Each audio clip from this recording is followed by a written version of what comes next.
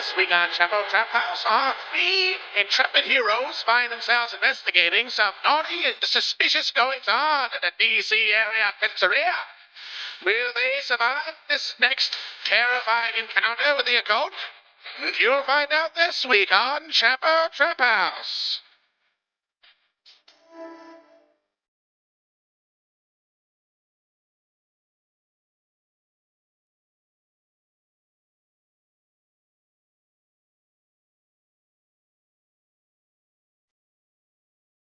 This is going to be a very special episode. As you may know, I am a gamer. Call of Cthulhu is a tabletop role-playing game originally published by Chaosium in 1981. Currently in its 7th edition, Call is based on the works of H.P. Lovecraft. Today, Will, Matt, and Felix will be playing a scenario I wrote with the help of my friend Dave Cresses.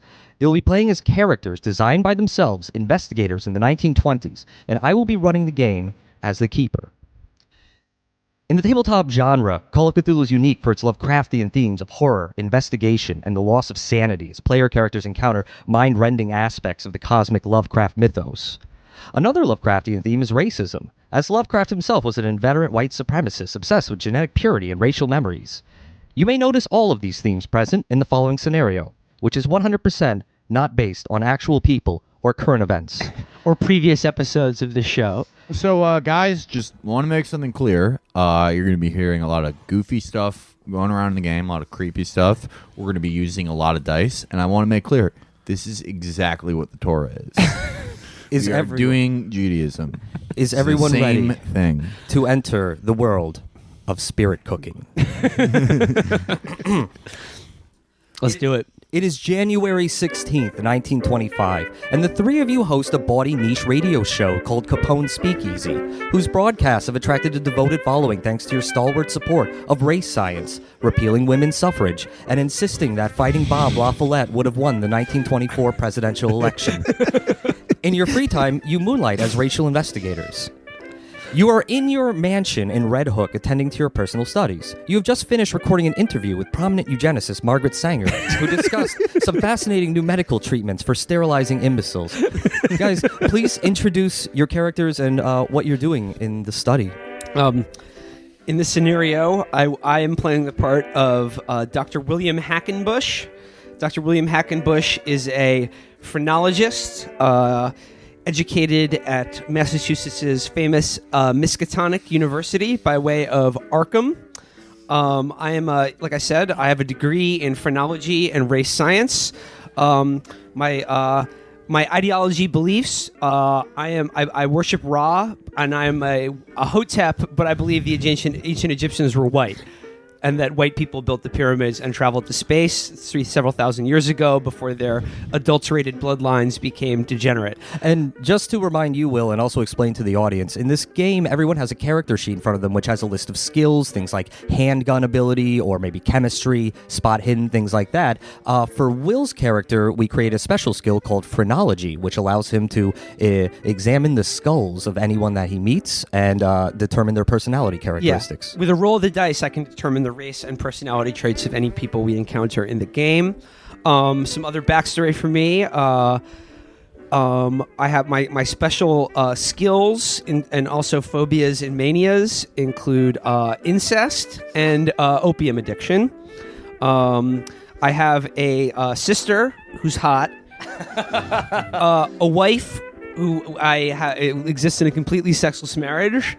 And we also have, save for our son Cody, who is a mongoloid imbecile, who I'm planning on sterilizing myself. Once again, they wrote their own characters. Felix? My character's name is Felix Cumtree. He is of good Protestant stock, his family arriving here shortly after their servants did in New England. He's on Capone Speakeasy, but he's more of a proto-sports radio host who rails against Charleston Gin Club Jazz style ball hog players and supports Model T style players who are white, hardworking, reliable, and anti-Semitic. And you were also a... I'm also, when you get to my skills, I have a very special set of skills. You see, I served in World War I, but my war was fought at the desk. But the real war happened when I came home and I started stealing valor. So I have very special abilities in fast-talking, charm, and intimidation for when anyone comes up to me and asks me if Blackjack Pershing was my general. I say yes. I'm also a great shot, learning that ability when I shot myself in the thigh to get a fraudulent Purple Heart. And you walk with a limp to this day. Yes. A scar that I earned stealing valor, which is, when you think about it, shows more dedication than actually being injured in a war. Matt, let's get to you. I'm Dr. Matthew Pennyfarthing. I'm a disgraced 60-year-old ex-surgeon. I got my start learning my trade at Dr. Brinkley's Academy for the Study of Libidinal Energies in Kansas, where I was an intern in his business of transplanting pig testicles into the ball sacks of impotent farmers. But after I accidentally severed a number of testicles off of men entirely while in ether frolics, I had my license taken away from me, and I fled to the city to indulge in perversions and ether addiction. But I am also a staunch member of the Prohibition Party, because the only drug anyone should be on is sweet, sweet ether. I also have, I guess I would call it an enthusiasm for women's shoes. And I make it my business during all my investigations to get a good gander at any pumps or flip-flops or anything that I might see out on the streets. Well, you're in the study and you have like one of those jeweler's eyeglasses and you're examining a red pump. Yeah, I'm looking at the stitching on a fine red leather pump. I also have a massive leg wound from when I attempted self-sucking surgery. All right, you're in the study. Your Portuguese butler enters with a small box that he says was left at the front gate. Oh, Mr. Hoss, I found a small gift for you. It's the giftinho. Decrepit, leave that on my desk in the study and back out of the room without making eye contact with me at once. He does so. Now what? That Portuguese fool left his olive oil prints on our gift. Well, open the gift. All right, first off, the first thing you notice is the box has no label or any distinguishing features, except for what appears to be a cartoon of a baseball with a human face bearing an anguished expression. You find this stitched-up hybrid of man and baseball quite unnerving. Inside the box is a wax cylinder. Decrepit fetches the phonograph and plays it for you.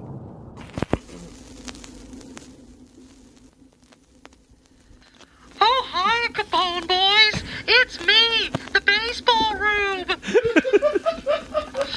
As you know, I was a never Coolidge in the presidential election, but after his supporters started sending lewd telegrams to my wife, I realized how important it is for every American to give Silent Cal a chance. It is in that spirit that I come to you Capone boys with dire news. I fear our president is under threat of foreign influence.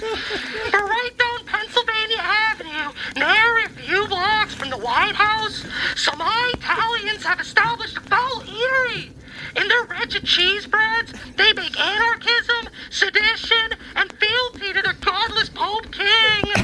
While we never Coolidgers and you Capone boys certainly have our differences, we can all agree this is identity politics of the most treasonous sort. I pray you intrepid gentlemen make haste to Washington, D.C. and investigate these nefarious foreigners and their dangerous cuisine.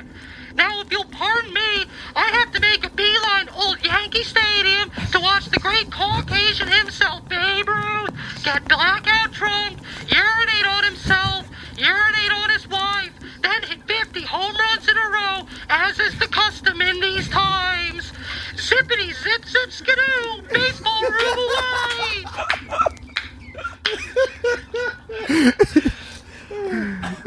The recording ends there. Italian cheese bread, eh? I've heard of this. Some of the more foul Mediterranean types call it pizza. I heard that these never Coolidge types had their wives destroy their telegraph machines before they went to the Great War. A true soldier would never do that. The small piece of meteorite that I found on my family's property in old Western Massachusetts as a lad is glowing strangely at this point, and that's my key that I know strange doings are afoot, especially Italian doings. Gentlemen, you may choose to either immediately go to DC or first perform some research here in New York. You know me, I'm always about that research. You've got to go into every situation having the proper research. You never want to go into an Italian spaghetti web unprepared. What do you want to know? Can we go to the Hall of Records or the library? What are our options here? Sure, you're in New York. You can go to the library. Could we find a dictionary and look for pizza and find out what the definition is? You sure can. This pizza, or paisa, is a circular dish consisting of bread, baked into it, tomato sauce, cheese, spices. Wait, did you say spices? Spices, often No. toppings. No, I'm terrible. Too spicy. It sounds, frankly, to all of your Protestant tongues, it sounds far too spicy. Wait, boys. Who uses spices? The Celestial. That's where they invented buggery of the children. I think something is afoot here. The Celestials use far too many spices in their quote-unquote food. Any other questions? I think research done. I'm proud of us for this one. Yeah, let's go to D.C. and find out what's going Let's on. hop on the nearest steam train to Washington, D.C. Funny you should say. The best way to get to D.C. is by the Pennsylvania Railroad. You catch a cab to Penn Station, and the man at the ticket booth informs you there are 2 trains leaving in 10 minutes. One is steam, one is diesel. Diesel is a swarthy kraut invention used at the fake altar of efficiency and exhaust cleanness. Steam is the Scots-Irish way of making your way around. The man who dominated the dark peninsula of the Mick, the bog creature, and civilized him in the coal oven, rowing and rowing along the track.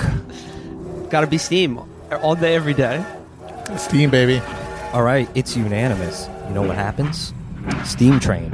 The ride is bumpy and unpleasant. The train malfunctions several times due to the inefficiency of steam engines compared to the superior diesel engine. Everyone, make a constitution roll. Gentlemen, you arrive at Union Station in the early afternoon. The concourse is bustling with politicos, tourists, tycoons, dignitaries, porters, shoeshine boys, newsstand hawkers, and the like. I'm immediately nauseated by this large crowd of people, many of which are not of good New England Puritan stock. I need opium immediately to calm my jangled nerves being around all of these Mediterranean types and other races. Is there an opium den where we could see some clean comedy? What is the footwear situation like at the train station? It's winter, so it's definitely not open-toe season. God damn it. I huff some ether to get through the mundanity of having to be in public with such just uninspiring footwear. All right, what's the plan, guys? To the pizzeria, I believe they're called. I think I can get us a discount in the cab with my veteran status. You don't actually know where the pizzeria is, so you go by your first clue, which is that it's proximate to the White House. Searching around Pennsylvania Avenue, you find a leaflet on the ground advertising the grand opening of an establishment called Comet Pizzeria. On the paper is a grainy photograph of that round bread dish with cheese and tomato sauce and vulgar spices on it. The concept you all find revolting and unnatural. There's a cartoon of an Italian man with a handlebar mustache. He's wearing a white cap and kissing his fingers in a sinister fashion. You presume he must be the Pope. I see the cartooned image of the Italian man kissing his fingers, and like immediately. I'm washed over with a sense of like almost unspeakable dread, and I have like almost a waking nightmare, and I see a vision of my beautiful sainted sister covered in rats. I look at this and I recognize it for what it is: cultural Bolshevism, normalizing the olive oil swilling bastard. Comet pizza, you say? That's a celestial body, noted for its ability to transmit extra-dimensional and extraterrestrial matter to Earth. There's more information on it. The leaflet contains the address of the pizzeria, 1100 Pennsylvania Avenue, and the following text. Salutations to Washingtonians of refined tastes. Won't you visit our humble establishment and sample a delicious pizza, in quotation marks. Our pizzas are made to your exact specifications. While you're at it, try one of our famous bread sticks, or a refreshing and smooth gelato. We assure you that our pizza will sate even the greediest of appetites. When you're here, your family. Well, if we have the address, we are investigators. We need to investigate. And the meteorite in my pocket is glowing a strange color. All right, head straight there. Yeah. Have you boys noticed that Mary Pickford is a listener to the show? I thought it was Lillian Gish. I, for one, have had to resist the urge to send her a direct telegram. Comet Pizzeria sits across from the Evening Star building on Pennsylvania Avenue, about half a mile east from the White House. The exterior has a garish painted sign with the logo of a cartoon shooting star, kind of like the More You Know logo. Looking through the window from the street, you see a busy lunchtime crowd. There is one customer entrance and a back alley for deliveries. What else gets delivered to the back? Buggery. Again, I see the image of a comet, and again, like a sense of unspeakable dread washes over me as I just ponder the vast, impenetrable depths of the universe and our almost insect-like place in its inky abyss. There's another thing. Looking inside through the window that constitutes the front facade, you see there's a long lunch counter running along it. And this is very unusual to you. There are upper-crust men in morning coats and top hats sitting elbow to elbow with rough, hard-hatted Italian and Irish workmen. Just all of them eating this strange food. Oh my God. Sickened. The class is mingling. Horrifically unnatural. Okay, you said that there's a front entrance and a back entrance, right? Right. Fellas, here's what I propose. We split up. One of us, two of us will go in the front entrance. One of us will try the back. I agree. One ranger, one right. I was also an army ranger. Scoping out the back entrance, it's an alley that just goes where you presume that deliveries are made. Once in the 10 minutes that you surveil it, a burly man wearing a filthy white apron comes out with a large trash bag, dumps it in the trash cans, and goes back in. You presume it leads immediately to the kitchen. I am going to fast talk this peninsulare. Okay. Fast talking for or how? Or for what? I'm going to go up and investigate the trash as a normal man would do. All right. Fast talk is normally like if you're caught doing something and you just kind of lie. If he really comes quickly. out here to ask me why I'm looking through the trash, he's going to find out how regular I am. With my fast talk. He will not question a veteran. Okay. I fought for his right to throw out trash. Felix, I'll say you're fortunate. He doesn't come out while you investigate the trash can. Make a spot hidden roll as you're the one searching through it. All right. Fuck. 67? Yeah. Fail. You find cardboard boxes, old crusts, the decaying food, that sort of thing. Sort of the normal things you'd find from a restaurant. What's the plan now? I think Matt and myself should make our way to the front entrance and attempt to blend in and at the counter. Felix, if you want, you can continue searching the trash and try again. However, it comes at a risk. If you fail pushing this roll, you might touch something that cuts you, sustaining a minor injury. That doesn't scare me. All right. I have a Medal of Honor. We'll get back to you then. Will and Matt. You open the door and catch a whiff of the exotic Mediterranean cooking. Truly a cross-section of society. There are clerks on their lunch breaks, mothers with screaming babies, flappers and lobbyists, perhaps a politician or two. And everyone, Protestant, Catholic, and Jew alike, is absolutely enjoying the food. You hear from the din people going, "Oh, the crust is so delightful. That sort of thing. The place Can is I do a sanity roll right now? Because I'm already losing it. behind the counter is a large, detailed mural of the night sky, and beside it is a saloon doorway to the kitchen where two burly chefs filter in and out with steaming hot pizzas. What do you gentlemen do in the pizzeria? It's a lot to investigate. Matt, Well, what do you think? I sidle my way up to the counter so that I can look into the food preparation area. And I see the large vat of some horrific red sauce, flecked with red and black peppers, some sort of unnamably disgusting spice regimen that I can't even begin to conceive of. And I see the man stirring it, and he's stirring it and stirring it, creating a vortex amongst the sauce that has hypnotized me.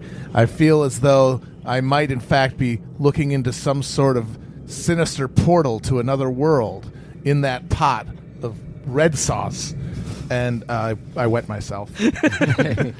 You also see a mural of the night sky directly painted on the entire wall behind the counter. Are there any clues to be had in that mural? In that mural? All right, I'll say you both examine the mural. Both of you, neither of you have astronomy skill, correct? No. No, we don't. Both of you roll your education, but I want a hard roll, so that means roll it and try to get under half of whatever your EDU is. That's 8. That's a very good pass. Damn. I did it. I passed it big time. All right. Matt, here's what you can discern. The mural depicts the night sky from this part of North America with one unique flair. The path of a comet is drawn across the map. Matt, you recognize that comet, concluding based on its location that this is the comet ThyssenKrupp, which is visible from Earth every 55 years. You also know, as a part-time astronomy buff, there is to be another passing visible from the mid-Atlantic in 2 nights. My God. There's going to be some sort of horrific sacrifice in the name of whatever demon rests upon that cursed frozen rock. The two of you stand there examining the mural when the rail-thin, swarthy gentleman greets you with a beaming smile. Oh, ciao, gentlemen. You wanted a pizza? You look hungry. He sees you sweating like you have diarrhea. Of course, I'm not hungry because of my copious opium intake. I rarely eat, if ever. And never shit either. Yeah, I never shit either. But we're investigators, so I feel that I think we should blend in, and I think we should try to order the Zod bread. Oh, you look so thin. Which pizza you want? I pull it together long enough to inhale some ether and request a plain round. Is that what they're called? Plain round? No salt. It's too spicy. Yes, the pizza. Yeah. All right, well, coming right up. That will be, 50 cents. I don't know. That's a lot for back then. Yeah, all right. 5 cents. Whatever. You pay him for the pizza, and in a few minutes later, in a jiff, you have a box with a steaming hot pie. The man at the counter beams as, "Yo, bon appetit." And I suppress my instinct to vomit. Now, while he's doing this, is there any staircases or any other rooms that we can investigate, or the kitchen or basements that we can There's discern? a kitchen area, but it's off limits, you presume. The only other thing of interest here, besides the crowd and the food, are the strange artworks. I inspect some of the art for the signature of any artists, so that we might find who made such good move, gruesome Matt. and Will? unnerving pictures. Can I try to approach the kitchen area? Can I do a D'Souza roll to get into the off-limits area? Okay, we'll start with Matt. Matt, you examine the paintings on the wall. They all bear the name Marcelin Abramovic. Now, these works of art are so surreal that a mere glance can't discern the subject matter. You would have to focus on them intensely to figure out what they're about. Okay, I take a huge hit of ether from my medical bag, and then I just stare the fuck out of them. Matt, do you have any skills in occult or spot hidden? I have the basic Scott. I have spot very hidden high thing. occult skills, so maybe I should try to do this after Matt. Why don't both of you roll on Let your me do an highest? We'll both roll. occult roll. I failed. Pass. You Hey, there pass? we go. Yeah, 30. Okay. Matt, you can't really figure it out. Your the modern art is just way too strange for you. It disgusts you. Will, however, staring at the paintings, you begin to peel back the layers of abstraction. Your mind is absorbed by bizarre and disturbing images. One painting conjures a vision of a gargantuan cosmic creature, a pulpy mass of tentacles and gnashing jaws suspended in the coldest, farthest reaches of space. Another conjures an even more improbable image. a youngish Catholic man taking the presidential oath of office. Even stranger, this man is Irish. Oh, no. Finally, you realize that To the book depository. you realize that a small sculpture, which to the untrained eye is hardly more than a misshapen lump of clay, depicts this Irish president fornicating with a buxom blonde woman. And in your mind, you see him take a phone call from the Pope himself, promising to transfer control to the Vatican of America's arsenal of something called atom bombs. Make a sanity roll. You're okay. That's a pass. Lose just one sanity. Okay. But you gasp involuntarily. And now all of the people in the pizzeria, they used to look like sort of flesh stretched over insect bodies. Now they begin to represent just sort of like eyes close together, no chin, sort of very like pale, waxy flesh. Now they look like fish people to me. And I need to take another opium edible. I overdosed on ether, and in the frenzy to follow, I do the unspeakable.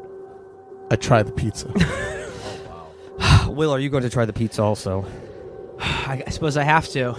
You don't have to do anything. You don't want to. I will, though. All right. The two of you find an empty table in the corner. You, with trepidation, open the box. It's so hot and oily. My God. But it almost smells appealing. It almost smells good. Hands trembling, you both take a triangular slice up to your mouths, and we'll stop there and we'll go wheel back to Felix, who's in the alley looking through the trash. You were going to make that spot hidden roll to do a more thorough search of the trash bag. All right, okay. Back to me. There have been some changes in my character since he's been in the alleyway. After failing, he realizes that the most courageous thing you can do sometimes is fail. And in this rush, he develops a new form of music called white jazz spoken word. And he performs it under the name Marshall Mathers the First. All right. I had to fail to realize what it was to win. For my daughter, I'm getting rid of all my Vicodin. Let's check the trash again. You gotta be brave. Roll your spot hidden again. I failed. How bad? Horribly. 99? Jesus Christ, that's a horrible fail. To my fans, I apologize for fucking up the trash. I know that all you want to kick my ass, but I got rid of all the thalidomide I take. Because if someone says that they've never been down, they're fake. Felix, first off, take 1 hit point of damage. You cut your arm with a piece of broken glass from a wine bottle. Second, the door opens, and that burly man comes out again, and he sees you, rifling through the trash and doing jazz spoken word and yelling I wonder baying like a lunatic outside. All right. Yeah. He puts down the trash bag he's holding and says, "Hey, you, get a V out of there," in broken English. All right, it's time for him to experience the quickness of my jive talk. I'm going to fast talk him with my abilities as a veteran and a musician. You caught me in the alleyway, and you said, no way. But who hasn't been in the trash before on any given day? When your wife takes your daughter, and she's a straight-up bitch. I fought in World War I and almost died for your freedoms in a ditch. Roll fast talk. Oh, hell yeah. My fast talk is 70, and I got a 25. Pass. Nice. Everybody from the 313, put your motherfucking hands up and follow me. His eyes go wide, and he puts his hands like this to his chest and backs away slowly and closes the kitchen door. I am white. I am a fucking bum. I do live in a trailer with my mom. I did cut myself on an open sauce can. And I do have 1 hit point of damage on my hand. But I know something about you. You're up to something odd. Maybe you have a child zoo. Felix, besides jazz spoken word, what do you want to do? You got to go into the back entrance. Hey, you can do anything that you set your mind to it. And sometimes to go in the front, you have to go in the back. I'm going in the back. It's barred. It seems that by scaring him away, he chose to lock the door rather than encounter you again. Sometimes when you get locked out of the back, you have to go in the front. I'm meeting my boys in the pizza restaurant. Felix, you open the door, you see the same thing that Will and Matt saw earlier, and then you look around through the busy crowd and you see them in the corner take 2 big bites of pizza. Yo, they're doing communion. This is just like This host is good as hell. is just like in the future when my great-grandson Marshall Mathers III saw the members of the free world fucking his girlfriend in 8 Mile, the movie about his life that I predict happening. Will and Matt, here's what happens when you bite into the pizza. You take 2 large bites. The warm, gooey cheese fills your mouth, and you salivate. Somehow, this is amazing. Somehow you actually enjoy this. You also both start to feel different. Felix, if you could put your hands over your ears, because you shouldn't know what this is. Yeah, no, I'll pretend I'm in the studio. Hands over your ears. Will and Matt, you feel gentler, and you start thinking no longer about cosmic horrors and fish people, but you start thinking about your feelings. I'm feeling soft I'm feeling and friendly. communion I'm with feeling- the world. I don't feel like a brutally alienated shard of misery in a vast chaos of merciless hatred. I choose to tell Matt about my dream journal. All the dreams I have that aren't about my sister. I tell Matt about a vision I had of an ancient, almost eternal city before the age of man at the bottom of the world, of towering black obelisks of almost impossible geometry and architecture just spiraling out of the whiteness of a frozen void at the bottom of the world. And I feel like I want to take him there, and it would be a nice vacation. Will, you also have an even stranger thought. You think about your wife, whose name you haven't said in 6 years. You think, I wonder how she's doing. I should telephone her. Is there a telephone? Hey, Will? Yeah. I fucked your sister's shoes. Yo, I'm noticing all this. They're doing straight up papist emotionalism, and their whole style is chump. I want to walk towards them and break them out of this. Yeah, we need our friends to break us out. Out of this Roman whack bullshit. Duke. You go over there. Now what? You ain't doing. Yeah, this is not the Anglican way. Yeah, this shit ain't even the Pentecostal way. Fuck is you doing? Why are you touching each other? Why are you like you're peninsular types, or even Iberians? They're just like us. We're all just people trying to make it. They have a whole entire crime cortex in their brain that we don't have. Nah, man. We're all got the same cortex. We're all in God's brain right now. Antonio, the rail-thin man behind the counter, comes up to you, still smiling, and goes, "Oh, gentlemen, I see you like a pizza. Oh, I'm so overjoyed. I know you men are men who enjoy other good things, right?" We love the finer things in life. Yeah, this pizza. We love is it. the We love best rare thing and I've ever exquisite had. delicacies that No. can only be I procured. want to extend to you a special invitation, courtesy of the house. Come back tonight after we close at 9 p.m. We make a special pizza meal for all of you, No. my new friends. That sounds That sounds amazing. wonderful. I can't wait for that. Felix, Antonio leans in close to you and says, also, how about I give you a little vino? Hey, Genuine Italian wine. I guess we call my first LP the Relapse.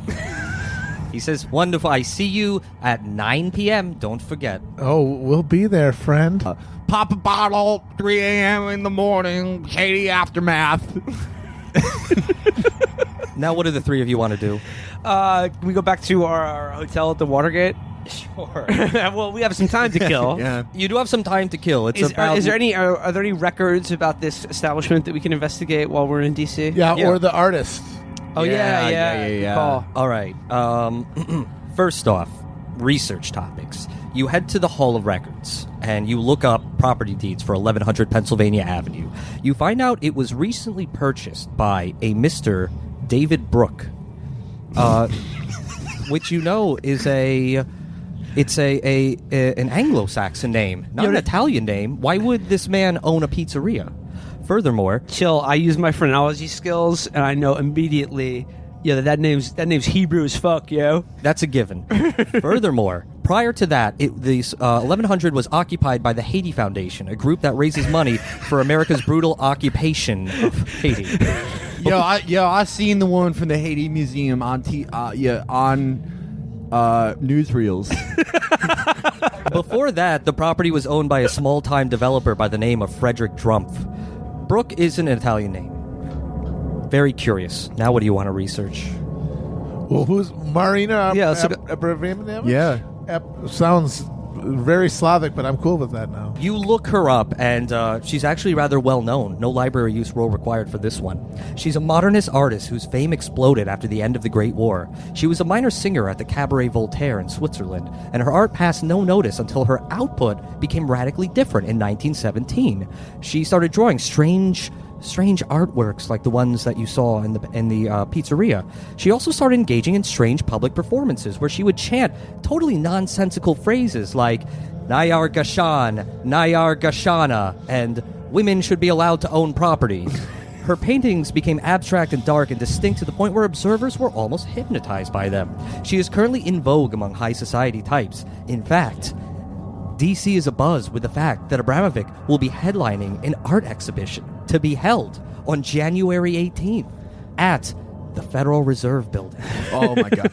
I use my Hotep knowledge to just be like, the Federal Reserve, they put pyramids on the money, and pyramids, as we know, were the ancient white race's portal to the stars and the universe that they created before their race degenerated.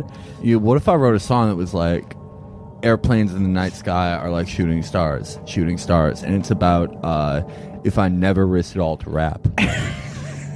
Do jazz spoken word. So you've acquired a few more leads, and I will say that this occupies the time until 9 p.m. It's about time for your appointment at the pizzeria. We put on our best tuxedos. Alrighty. I'm wearing my dress Army Marine fatigues. I wear a double dive because I know it can get very intense very quickly, and I want to make sure that there's no leakages or spills. You return to Comet Pizzeria. It's an hour after closing time. A large red curtain covers the window. We took an Ubermensch to get there. You knock on the door, and Antonio beckons you in. He is busy closing up all the tables. It's closing time, but he has left out one table with candles on it, and a nice tablecloth just for you, gentlemen. That's amore. The whole place it's very romantic, actually. The entire place has candles. I'm thinking of my everywhere. sister again. You're all thinking of your sisters. Thinking about them arches. He pulls out the chairs for each of you, invites you to sit, and says, we're closing, but we're making a very special pizza, and we call it the everything pizza for meat lover. Yo, pause. Meat lover, that sounds sodomite as hell. I do love meat, though. It's very tempting to me. Pause. I love meat as well, but only if it's pre-chewed by mother. Wild pause. Antonio brings out from the kitchen a bottle of vino, and he pours the three of you a glass. Matt, I believe you hate wine. I had 7 hours sober before all this. Sometimes to get sober, you have to relapse. The two of you swirl your glasses and taste the wine. It's phenomenal. It's so good. Antonio sees that you like it, and he beams, and he says, "Yes, this is from the vineyards in the Giancarlo Hill overlooking the road." A memory I love of my sister floods back to me. I love it.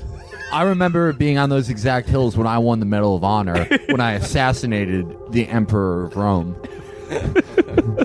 Oh, that was you. Yo, I'm sorry. A soldier has to do what he's got to do, but the best soldier is a father who is sober. You seem to be enjoying a pleasant meal, even though the way that the paintings look at candlelight is very ominous, you know? Antonio sees you admiring the artwork and says, you an art lover too. Yeah, I think art is degenerate. This is a great artist. Her name is Marcelin. Marcelin who? Marcelin Abramovic. Yeah, first of all, Put some respect on my name. yo, first of all, Baltic people can't even understand art, so I don't believe you. Second of all, why are all these triangles all over the place? Oh, I don't know. It's just a strange thing, you know? She's having a show in a couple nights. You should go. I'm suppressing my disgust. I think back actually to another song I wrote. It's called No Coincidences. And it's like, there's no coincidences in God's world. Whatever you see is Oz's world. There are always chances that you're going to succeed if you find an art show that you need. Felix, make an occult roll. Pass. Oh, yeah, that is a pass. Yeah, super pass. All right, Felix.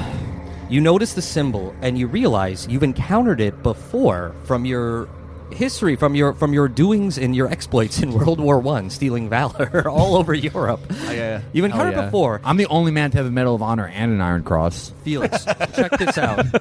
The triangle symbol is a signet of certain Templar branches in the medieval era.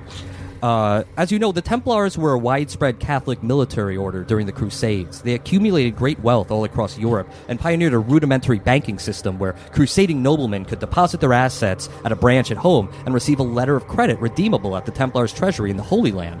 The Templars were violently disbanded in the early 14th century, but they remain an object of fascination and speculation among occultists, in part because of the strange cryptography and codes the Templars used in their letters of credit so that they could not be counterfeit. Well, first of all, I've always thought that, since my days in World War I, there should be a group that fights the Templars for the 12 dominions of Anglicanism. And for short, we would call it D12. But I think that, I should further suppress my disgust for this horrible Peninsulare, and we should agree to go to his terrible art show to uncover more of his links to the Templars. Here's what I'm thinking, though. The restaurant is pretty much closed down. It's after hours. We're drinking this delicious wine and having memories that we love. Is there is the kitchen still being guarded? Is there a basement? Is there some door or off limits area that we can attempt to penetrate? Yeah, I actually heard on the 4th channel of the Telegraph that they lie about having a basement here. The 4th channel. The light is still on in the kitchen, and you hear the noises of the kitchen working. Presumably that's where the chef is making your pizza. I think we should investigate the kitchen. I think if I distract him with my songs and fake war stories, it will, his childish brain, he'll be so enthralled by it that he won't notice my 2 co-hosts sneaking into the back. Felix do a fast talk charm roll. I'll let this automatically work. Okay. Because Antonio is taking such an interest in you. Matt and Will, what's the plan? Well, yeah, we creep along the wall, past over to where the kitchen is. Let's try to stay close into the shadows, because you're saying it's poorly lit because of the candles. Yes. So we follow the shadows, basically. You both sneak up to the saloon doors, and you peek through them. Here's what you see. One of the burly chefs, there are 2 men there, both burly Italian men. One of them is mopping up. Another one is preparing a very large meat lover's pizza for you. And the preparation process is just a whirl of just throwing ingredients on and stirring sauces and things like that. But you notice the one chef take out from the pocket of his apron a syringe and injects something into the pizza. I hope that's laudanum. Some sort of silvery gray fluid. Now what? I will burst through the door of the kitchen and go, "Sir, that better be laudanum you're putting in my pizza." All right. You guys burst into that kitchen and you start confronting this Italian guy, demanding to know if that's laudanum. And he starts yelling at you, you get out of here. You're not supposed to be in here. Waving around the syringe menacingly. That syringe could be the key to this entire caper. I tried to grab it. You reach for the syringe, but yes, you are an old man, and you're unable to get it. The other guy throws down his mop and comes towards you menacingly. Now what? Can I draw my Derringer? Yeah, you can. I would call this a combat situation. Felix, you're in the other room with Antonio, and the two of you stop, and you hear this commotion coming from the kitchen. Antonio, your style's chump. Antonio, I gotta go in the kitchen for some Antonio reason. says, where did they go? Where did the friends go? Sometimes friends that you believe are real turn out to be fake. Like you step on a rake all through your life. It's like a knife in your back. I'm going in the back. Antonio grabs you by the bicep and says, no, friend, you do not go in there. You choke him out, and he falls to the ground. Hell yeah. Yeah. Now what do? You hear the... Be all you can be, bitch. You hear the... That should be the motto for the army one day. Because that's what I am. You hear the commotion from inside the kitchen. Now what? I go into the kitchen, but with my Colt 1911 45 APC round drawn. Okay, but first these guys are going to have to hold off these big guys at bay. We'll start with you. There's one burly guy coming at you. I draw my Derringer. All right, you draw your Derringer. You can fire one shot, but unarmed, right? Unaimed right now because of the amount of time it takes. All right, just let off a shot. Roll it. Yeah. But try to get a lucky shot. That didn't work. Okay. That was a lucky shot. Hell yeah. Damn. Roll damage. Damn, son, where'd you find this? 1. Sucks. Damn it. Well, it is a Derringer. Yeah, get a real gun. bitch. Yeah. It is a lady's handgun. You're a My veteran. sister gave it to me. Okay. You have that thing stuffed in your garter belt? Mario, with his fists, comes after you. Matt, you're now tussling with a guy holding... He picks up a pizza cutter. That's what it is. And he tries to slice you up. Are you going to dodge or fight back? Can I unsheath my sword cane? You can try to fence him with it. You'll be rolling under brawl. All right. I want to sword cane this bitch. Roll that, and I will roll for him, and we'll compare the results. 69. Nice. Woo. Woo. Nice. My man laughing. Sorry, he rolled a 16. Matt, take 4 hit points of damage. Ooh, wow. God damn it. Back to Will. All right, you have your gun out. You can fire the shot aimed at the guy. I'm going to take an aim shot at this goofy. Roll it. I think that's a fail. Fail. The gunshot fires off. It hits some saucepans hanging from a rack. Felix, you bust in. You have your gun out. It's not aimed, but you see one guy on Matt, one guy on Will. Well, didn't Matt already cut I that thought guy I cut open? this guy's fucking face off. You're Yeah. cutting him, but he's still up. All right, well, I'm Right. still I- sorting him. I'm in the Yo. middle of sorting him. Yo, you are under veteran's arrest.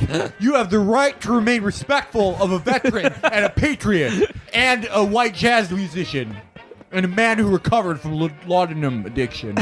Roll it. Who are you shooting at? I'm gonna shoot at the guy that Will just missed. All right. Ooh, 82, just missing. Sucks. Will, that guy's going to go after you again. I better dodge him. Roll dodge. Yeah, fail. Will, take 4 hit points of Oh, damage. great. Matt, this guy is going to try to fence you again. Pizza cutter versus sword cane. Roll your sword cane. Wait a minute. Where did I stab him? Cut him up? Where'd I stab him? I What? hit him with 6 points. Yeah, you Yeah. did 6 points. 97? I don't think I passed. I'll say you parry half of it. Take 4 hit points of damage. Jesus Christ. What are you at now? I'm- We're getting like fucking 3. owned by these Dagos. All right, yo. Maybe we're not the superior race after all. Matt, it's on you. It's your turn. Do you Oh, want to try to God. cut him again with the cane? Yeah. Roll it. Oh, I fucking lost. Will, top of the round. It's on you. You're still tussling with this guy with your gun out. I'll say you're in point blank. All I can do is fire just another shot at him. Fire the other shot. I'll do 3. 3? Yeah. Yo, he just That's an impale. All right. Boo, you shoot him right in the chest and he doubles over. Felix, now what? All right, I take aim at the guy who just cut Matt. Roll it. Please, someone kill this fucking ass. All right. It's a good shot. He doubles over. Hell yeah. Now what? Well, now the kitchen is ours. Are there any other rooms or basements we can investigate? Yeah, you see there's like there's a hatch leading stairs. Oh, fuck yeah. Let's do it. Gotta go down the hatch. The basement is dark, so you take a candle to illuminate the way. You come down into, you find a light switch, a naked bulb hanging from the ceiling. You pull it. This is a cluttered small office/storage area. There are boxes, coolers, that sort of thing, along with a desk and a filing cabinet. All right, I think that Will should check out the desk, and I should check out the file cabinet. Roger that. Affirmative, sir. Yeah, 10-4, Semper Fi Marine, 87-2, Big Daddy. This is Crummy Baby coming in. If there was a radio you could talk to in sort of a truck vehicle, this is what we would talk to it on. Felix, 60 years going through the filing cabinet, you find ledgers, accounting books for the pizzeria.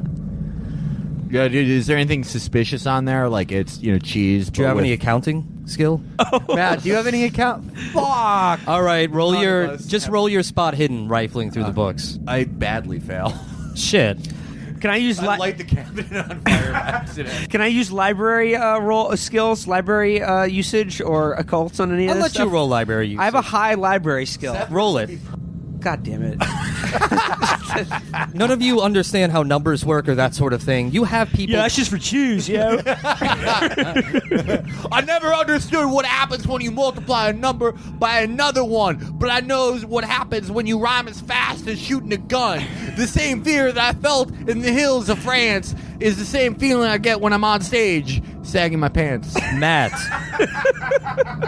Matt, I'll say that while Will looks through the ledgers, you look through the desk, and you find some rather strange things. First off, you find a flyer for that art exhibition at the Federal Reserve. Marcelin Abramovic will be exhibiting there, doing a new performance that involves audience participation. You also see that same triangle symbol that Felix has saw earlier on the flyer. Nude performance. You also find a scrap of paper. It appears to be a recipe of some sort. It's written in cursive. The recipe says the following: fresh breast milk, fresh urine, drink on earthquake nights. Then scrawled at the bottom in a different handwriting, have the lax in room 101, signed GP. The three of you make listen rolls. Matt, you hear murmuring coming, but not from this room, from an adjacent room, but there are no obvious exits. It's coming from the direction of a large painting of the Pope. Well, we gotta take that picture down and see what's behind Can I do a phrenology roll on the Pope? Okay, sure. Pass! Italian. Damn it. Just as I suspected. You take... Can I do an occult roll on any of the reading material? That's all the information you need Okay. right now, though you successfully... Matt, use your sword cane to slash through that picture of that papist. Will you? Yeah, sure. You slash through the picture of the Pope. I'm pretty sure that gets you into hell. Okay, fine. Behind it is a small doorway. Oh, hell yeah. We gotta go through there. I'm going through sword first. Marching orders? Let's do it. Matt's there. Yeah, I'm on point. All right, you two flanking with guns. Yeah. All right. You kick open the door, and you find yourself in a room that's illuminated with a faint blue glow, like fluorescent lighting, though I don't know if that exists in this era. Maybe it does. Maybe neon. Neon's good. Let's go with neon lighting. It is a laboratory of some kind. There are a few very unsettling things here, but I won't bury the lead. The most obvious one is there is a man standing in the middle of the laboratory. He is wearing blue robes that are emblazoned with that same triangle symbol. He is an older gentleman with pince-nez glasses. His hair is just a white flame. He's chanting in an unknown tongue, but it sounds like Yog Sothoth the way. He ignores you and continues the chant. Also, another thing that you need to know right now is the far wall of this laboratory contains a very, very strange thing. The wall is emblazoned with the repeating letters S-I-S-I-S-I, and in the center of it is a large statue of a head.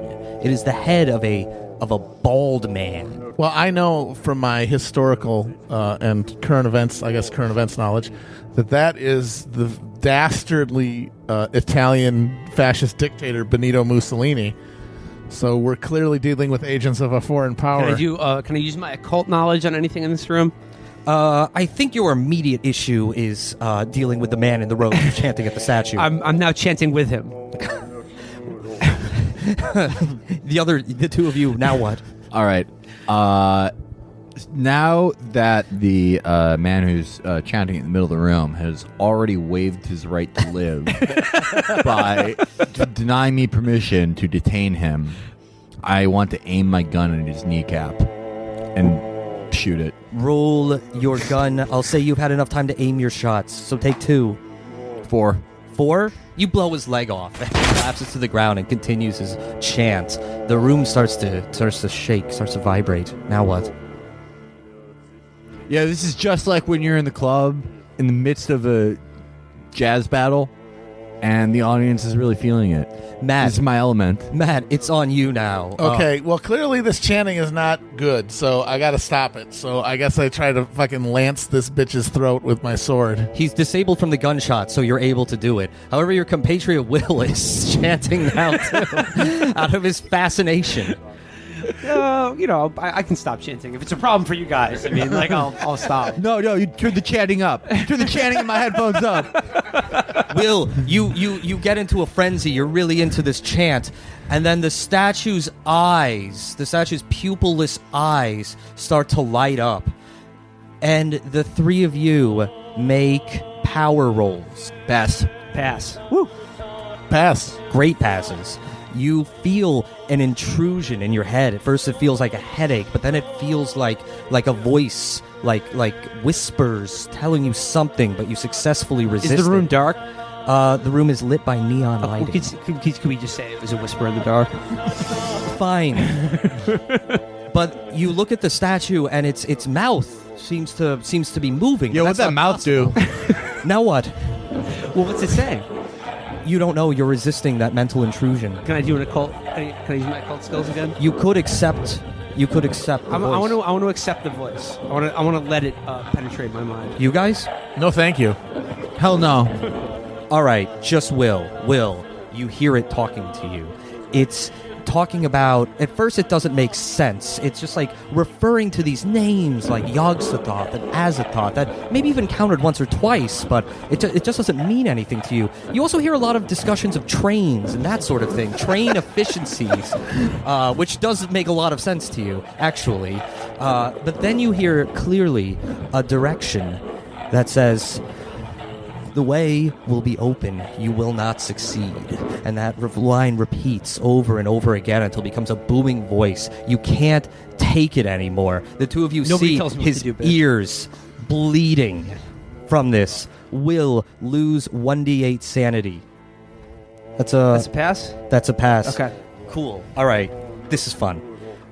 Will, this experience with the mythos, by passing that roll, you fully understand what it represents, that truly your occult studies were real this whole time. There really are these greater powers somewhere out there. God bless my alma mater, Miskatonic U. And Go fighting squid. And it drives you temporarily insane. Roll a d10. Bout of madness. Paranoia. All right. This one's fun. For the rest of the time in this room, you see your colleagues from the show, and you think they're agents of the dark gods, not the good gods like Ra and incest. You think they're out to get you. So roleplay that out. I'm doing. I use my phrenology skills on them because that's what paranoids do. Will approaches you with calipers. You inspect his skull over the next 10 minutes. While he's doing that, I want to inspect the rest of this room. There's a bunch of shit that we probably haven't even seen yet. Let me describe the rest of this room now. It's a laboratory. There's laboratory shit. Burners, Bunsen beakers, that kind of thing. clearly Erlenmeyer flasks? or there are many Erlenmeyer flasks. There are Good. so many. Oh my God, you will be so impressed at how many Erlenmeyer You're gonna be flasks sick of are them. there. Folks, you're gonna get sick of the Illenmeyer flasks. They're everywhere. They're amazing. There are also large drums. Like something is being concocted here, but you don't know what. Since while you two are playing Paranoid and Race Science, Matt, we'll just have you kind of deal with the situation. okay. Matt, you see in the corner of the room one of the drums move slightly.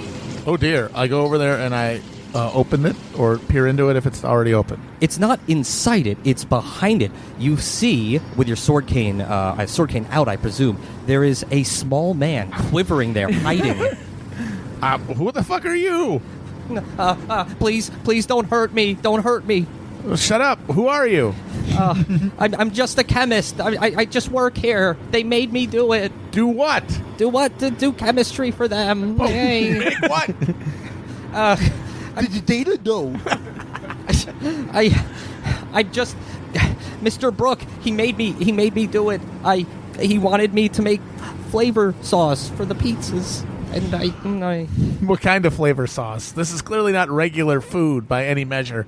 Well, we live in a golden age of chemistry. I'm almost what you'd call a gastronomer. My name is Albert Hoffman, and I'm just a young chemistry graduate. Is that what's in this Hey. syringe? Just following orders won't be a defense at a trial that will take place in the future. Guilty. He looks at the syringe. I don't know what that is. By the way, Will, you have chemistry skills, right? Or no, I'm sorry. No, I don't. You have like chemistry or something, right? What do you have under science? I have biology and Pharmacy. pharmacy. Well, yeah, pharmacy. Yeah, roll pharmacy. Oh my God, I passed it. Great pass. You realize what's in this syringe is it's mercury. It's a substance called thimerosal. Do I know what that is? You do know. Oh, good. What Your is it? medical experience. It is I'm glad my brain is able to tell me what this is.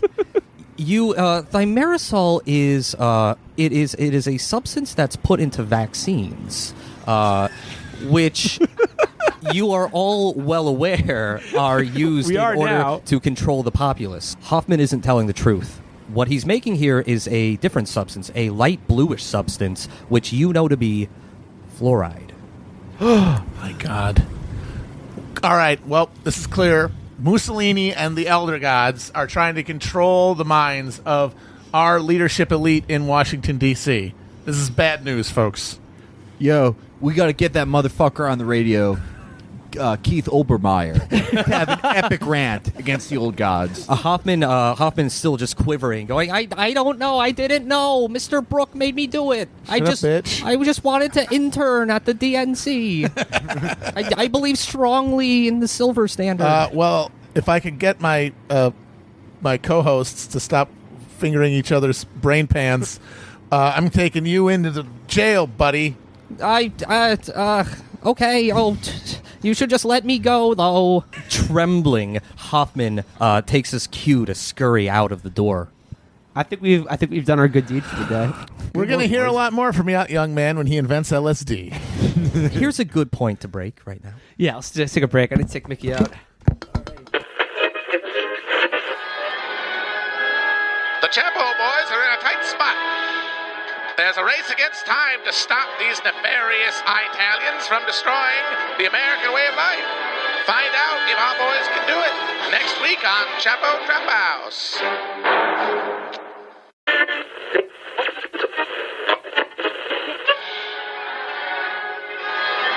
When we last left our heroes, they were face to face with Mussolini and his Italian... Oh, shit. Let me try that again. Yeah. Last week on Chapo Trap House, the boys found themselves in the basement of a pizzeria controlled by a foreign power and various sinister Italians. What's next in store for them as they try to find out the mystery of the pizza in the gate?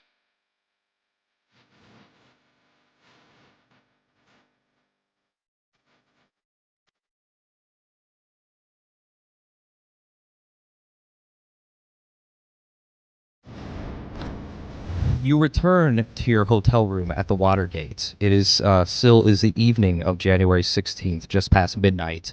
You have on you a lot of leads. You have a syringe full of thimerosal and a sample of that fluoride.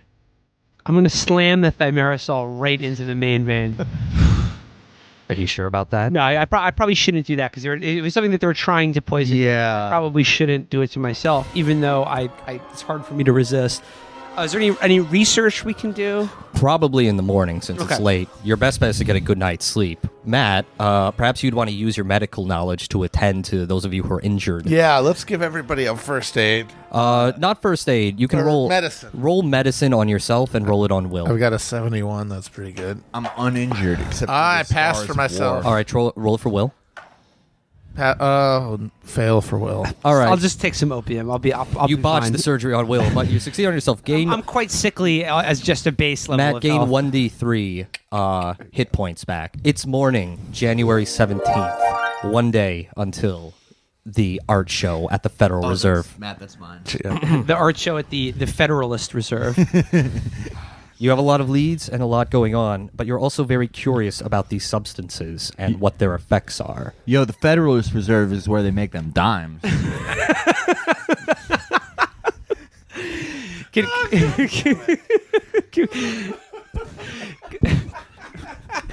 Can we go to an orphanage or some sort of immigrant depot and do any testing, like any human guinea pigs that we can use? There is a somewhat less evil way to go about it, which is to have the aid of a chemist with a laboratory. And it just so happens that there is a very big fan of Capone's Speakeasy who lives right here in D.C. and is a chemist, if you'd like to drop in on him. Let's check him out. Let's read out to our ally. All right. He's a man by the name of Jonathan Davis. You head to his basement chemistry lab in his mother's house in Georgetown. You know what? Thank you, Capone lads, for coming to me. I'm horrified to say that Matthew is correct. The substance they are putting in the pizzas is a chemical called fluoride. As you may or may not be aware, fluoride is a poison used by the globalists to emasculate men by increasing their estrogen levels and zapping them of vital bodily fluids. These are, of course, the same globalists who in Hollywood are doing an all-female remake of Fatty Arbuckle meets Nosferatu, even though that movie was perfect the first time, and this movie will not be canon in the Arbuckle mythos. Shit, guys. Yo, the progressives are taking over backgammon too. As you talk, as you talk, Jonathan, without making eye contact, wheels his chair over to a telegraph station and starts tapping out a message. Can we He's read not, the he's not message? sending telegrams again, is he? Oh no, he loves to send telegrams. Stop. Felix, you can figure out what it is. I think I use my post deciphering ability. It appears. I have always had a problem with the letter to the editor policy to the New York Times. Ever since Archie Arbuckle got in there as an editor with his smug New York Knickerbocker attitude and his sarcastic, snarky crap, there is no way to actually get a decent point across to the editors. Furthermore, the city of Boston should be taken out by a runaway trolley. You ask, he explains. I'm writing a message to Lauren Palmer, editor of Collier's Weekly, who has unjustly banned me from the letters to the editor section merely for demanding that they stop devoting so many column inches in the sports section to covering Cy Young's domestic violence scandals and not enough to the damn games. I agree with you, John. I'm secretly stewing about the actual fans and listeners of Capone's Speakeasy. I love them. They are like fish people to Yo, me. look, you didn't even understand. If you didn't have all these people like Jonathan giving us a nickel a month to listen to the version of our show that only comes out on RCA radios, you would not be able to afford your opium habit, and You're right. I would not be able to afford therapy for the PT. Now, if there was a Shell disorder named PTSD, if I had it, shell shock, for what I experienced when I won the Medal of Honor. Jonathan, who is still typing out this message, says to you without looking at you, what are you going to do about the fluoride? It's a good question, boys. What can we do about the fluoride? I think that we have a duty to the other, northern Angloid skulled people to protect them from this fluoride. I think we should go to the Smithsonian Institute and just, I don't know, for a day, because we like museums. Yeah, it's free. Jonathan, again without looking up, says, I would love to go to the Smithsonian with you, but I'm afraid I have to spend the rest of the day composing letters to the editor. In the comment page of Sporting News, I'm embroiled in a running debate thread with some Princeton-loving kraut named Frederick Borman, who clearly has nothing better to do than spend all day composing these crackpot letters attacking me and the Rutgers football team. We wish you the best in your ongoing letter writing campaign against Mr. Borman, and I hope this doesn't result in any negative backlash possibly in the future. John, never stop posting. You see yourselves out. Now what? Well, we still have another day to kill before the art exhibit, right? Yeah. You do also have some leads, especially about the people you all just killed. I mean, that's like a misdemeanor to kill, someone who's making that disgusting. Well, I mean, what do we know about what do we know about them? So we can where could we go to investigate them, like homes or something? I Well, don't know. library's a good bet. Okay, let's go to the library. To the book depository. What topics do you want to look up? Access the data bank. How to pick up women.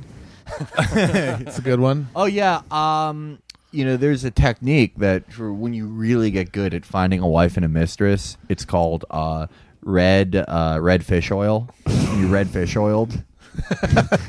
And I'll say one of you thinks to look up David Brooke, the deceased owner of Comet Pizzeria. Here's what you find about him. He is a minor publisher of some sort whose ferociously pro-democratic pamphlets have gained him access to a handful of New York politicians, including the party's 1920 vice presidential nominee, Mr. Franklin Roosevelt. The pamphlets are not terribly convincing works of propaganda. They mostly contain bland statements like, 8 reasons why John W. Davis is your old top. You're unsure how such an incompetent person could have fetched the money for his enterprises. Huh. Wait a minute. Do you think that Brock knows something about this whole operation that, despite him being an amphetamine-abusing asshole with weird hair, has gotten him this high? Despite his complete inability to convince anyone of anything. Despite the fact that at one of his operations, he hired a child soldier from Turkey, that they've given him this much access. Can we go to his house? Sure. Yeah, let's check out Brock's house. You look through some of his personal effects on his desk, and you find receipts. You find evidence of cash payments to him by a B. Ilderberg. As well, Ooh. a name keeps popping up in his records, a Giovanni Podesta. Well, we've got to go wherever we can to find more about this motherfucker. So to the Podesta reference library. Okay, right, you go to the Hall of Podestas. Yeah. Can we sneak into the private Podesta room? Yeah, you go to the private Podesta room with boxes labeled crimes, elder gods, and shake your head at each thing you see. Giovanni Podesta is not an unknown person. He's a campaign organizer who's close to New York Governor Al Smith. Podesta, in fact, managed Smith's recent successful re-election campaign. Immigrant-backed. Public records have little about him. He's a reclusive figure who shies away from the press, preferring to do his work behind the scenes. One detail about his personal life, he's reputed to be an art lover. I think you have enough information where you can kind of piece things together. Yeah? Okay. How do I do that? because she just told me that Podesta's out of town. She didn't go, He's gonna be At the art show. He's gonna be in the art show. Hey. okay. All right, Felix is just in the fucking lobby of the Watergate going, how do I crack this one? Well, I'm sorry. Some of us. By the way, in 1920, it was known as the Water Wheel Hotel. I'm gonna go to Matt now. Yeah. Matt, you go to this trendy art gallery in a rapidly gentrifying neighborhood in Washington D.C.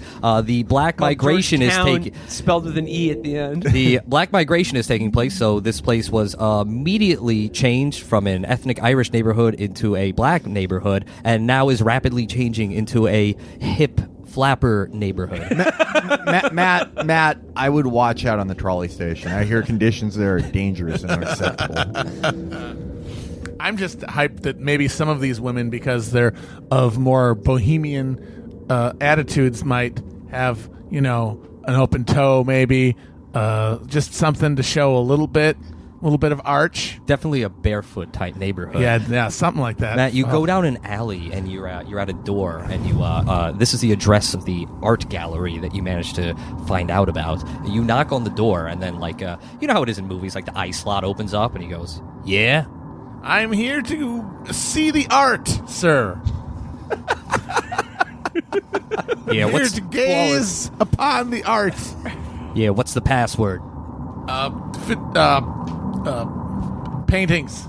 No, think of the food that we tried. Yeah, pizza pie. Child molestation. You hear whispering. You kind of hear someone go, "Yeah, he's cool." Damn right I am.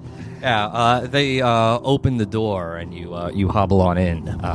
All right, this is a speakeasy / art gallery. Well, that's cool. It's like young people flappers, the male versions of flappers, that sort of thing. Decadent, Tappers. artistic types. There's, like Dadaist performance art costumes. Just people like walking around all looking like Klaus Nomi and shit. What are they walking on, though? Pardon me? What are they walking on? A couple women are drunk and like dancing barefoot. Oh, Jesus. Focus, Well, damn you. I spent a few minutes watching that while dropping ether through a rag into my nostrils. And then after I've gotten off, I searched the walls for any art that I could recognize as from Abramovich. You find a lot of it is just like very tortured, like horrors of war type stuff from veterans. Some Otto Dix bullshit. Yeah, in one corner, there's a guy with one arm in a military jacket reciting a poem about, the beauty of patriotism. Wait, do they have any art by the hot young artist Adolf Hitler? It's up to Matt to deduce that. I walk over to a painting by a guy I recognize as Picasso, and I say loudly, "That kid'll never amount to anything." Yeah, you do. Everyone notes this. Yeah. Okay, there is one painting that's in like this. It's almost like a cartoon style with like flat flounder-faced people by Mr. Edward Rawl, and it depicts Calvin Coolidge urinating into his own mouth. That is outrageous, and I make a mental note to report this to the police for obscenity charges. Now, I notice that in these kind of things, people never, ever stop to take a shit. I'm committed to realism, so I want to take a shit. Matt, before you do, make a spot hidden roll. Oh my god, I passed. That's 100. Was it 000? It's 000. No, that's a fail. That's the worst fail. That's Are you me. kidding me? That's what they call me when I was... 000 Just is let him 100. pass. Let him pass, dude. Let him take a shit. Oh, you can take the shit. You find the bathroom and you go sit there and you take a shit. And while you're there, directly in front of you is another Abramovich painting. Okay, what is it of? Same sort of deal. Triangles, comets, monsters. You get it. Okay. Now what? Is there anything behind the painting? You pull the painting off the wall. There's nothing behind it. But inspecting the painting, you see that there's some cursive writing on the back of it. Well, I use my brain to Do a literacy roll. to decipher the letters. How's the shit going? Pardon me? I took it. I'm done. Oh yeah, no, it's going well. It's fine. Ether. I rolled a 2. All that ether he takes is a soft serve machine. You find it. The message doesn't make a lot of sense. It's written to Marceline. It is about. It encourages her to continue her work, to continue having those dreams, and it references a book that sounds like a medieval book, something like that, like a like a tome. I'm sorry, I forgot the name of the tome. I'll call it the Narcotic Manuscript. That's good enough. All right. And it's signed G. Podesta. Ooh. Well, I must seek after this book now that I've... Is there a I'll copy learn of of it. the Necronomicon, which I just remembered is the name of the book? No, I meant what's the Arabic name of the Necronomicon? Oh, that's easy. The Quran. That's easy. It's been written by the Quran. It's written by the Mad Arab Al Hazred. Al Azrad. Yeah, the Mad Arab dude. Al Azrad. Nah, both of you It's guys- called the Necronomicon. Both you guys are full of shit. It's called Camel Mindset. Will you go to the library and you do some research? No, I into go to the this- Smithsonian Center for the Study of Astrology. You do some research into Comet ThyssenKrupp. It is named for the German astronomers who charted its path in the 16th century. Messrs. Thyssen and Krupp were correspondents with Galileo. Their cosmological theories were condemned by the Vatican. One of them went into hiding, and another died penniless. It is also known as the Earthquake Comet to the Chinese through the seismic activity there that has coincided with its passings, particularly since the arrival of the Jesuits. The comet passes every 55 years on January 18th. We're due for another pass of that comet. Is there anything else? Can I research the last 55 years ago? What happened when the comet passed the last time? On the last passing in 1870, the Vatican declared the doctrine of papal infallibility. This portends doom indeed. Going back, on January 18th, 1815, the Battle of New Orleans concluded. This bloody and pointless battle was fought 1 month after the peace treaty ending the War of 1812 was signed, and it is rumored that this news of peace was intentionally withheld from General Andrew Jackson by a young Irish messenger. What a shock. Just like the Democrats. And going back even further, one of the earliest recorded appearances of the comet in medieval records came a few days before the Templars were condemned by the King of France for alleged satanic practices. Even though I'm not totally aware of it, can I also check the Congressional Library for copies of the Necronomicon? Nothing. Neonomicon? Nah, they don't have it. Annotated version? Crisis Evangelion. Stronger Together. Necronomicon, written by Al Smith. Are there any cartoons from the Far East that I could peruse? Well, did you take the Thimerosal? No, I didn't. You don't yet have any interest in Japanese type cartoons. But perhaps I will one day, thank perhaps God. in another adventure. I'll say the three of you finish your research and reconvene at the Watergate Hotel in your room. It's the night of January 17th. One night before the event, you share the information you've received, and I think you're able to put together quite a bit about this conspiracy. But still, you are worried about what's going to take place in one night's time at the Federal Reserve. All right, I want to raise everybody's spirits by performing a quick spoken word jazz number for them. Do it. Okay. It's the night before the big night. Everybody has a little bit of fright, but just like the tingling in your spine right before a jazz battle, you can't hear it rattle. Let's put those quotas up. Woo! Let's do it, boys. 8 Mile. We're gonna walk 8 miles. Boys, it's nearing the end game. What are your thoughts on the event tomorrow? Any plans? You have a day to prepare. I'm just gonna stay in my hotel room, doing opium and receiving more visions from beyond. I'm wearing I invented a new type of sweatshirt. It's a champion sweatshirt. There's a little C on there. I'm shadow boxing. I'm doing push-ups. I'm punching the wall. And I'm writing letters to my ex-wife. I'm blasted on ether, sharpening my sword cane with a woman's shoe in my dick. It is the morning of January 18th. 12 hours until the big event. What are you guys going to do today? I believe your research is fairly concluded, so it's all about preparing. Go back to the pizza place and get a delicious slice. Yeah. The place filled with dead bodies. The place that we just killed two people. Killed literally every single person. You in there. pick up a copy of the District Sentinel, the Washington's paper record, and you see in section A37 in a tiny column inch that says Italians died. Oh God, progressive media at it again. That's all it says. Italian's dead. Yeah, but I mean, No you further Could information. have put an ad in that space. Now what? The zoo's free. They got a panda. Yeah, National Zoo. They have a panda. Well, let me ask again. What are your plans for the event tonight? Yeah, okay, that's actually a good question. Okay, so yeah. what are we supposed to do when we get there? Just like walk in and say, stop? You get the idea that this event is pretty much a high society function, a big art show with DC's elites. You'll have to figure out a way to get in. Boys, huddle. I know that you're intimidated by going to a high society thing. I am too. But we just started Capone's Speakeasy not even a year ago. We've already performed at vaudeville. At vaudeville, the vaudeville headquarters. near Interviewed Gowanus. Buster Keaton silently. Yeah. We've done a silent interview with Buster Keaton. Dude, we make $3 a month. You know how much money that is? You know how many people that is supporting us? It's literally 100,000 people giving us pennies. We're golden. And we don't have to prove anything to these people. We are the new media. Just, us, this new newspaper that we're aligned with, Der Stürmer.